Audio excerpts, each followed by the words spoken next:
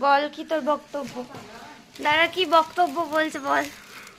আপনারা যে এত বড় ঘরটা দেখলেন, এই অবস্থা হয়ে আছে, এটা সবার অজান্তে হয়েছে এবং এটা করার জন্য আমি দায়ী, আমি দায়ী, আমি দায়ী, আমি দায়ী।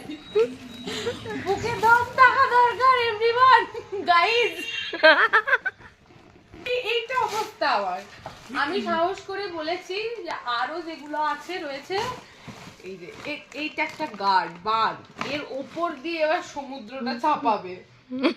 এতটাই আমাদের সাহস এবং এতটাই আমাদের হাতের স্পিড যে আমরা 750 গিফট, সরি 800 গিফট,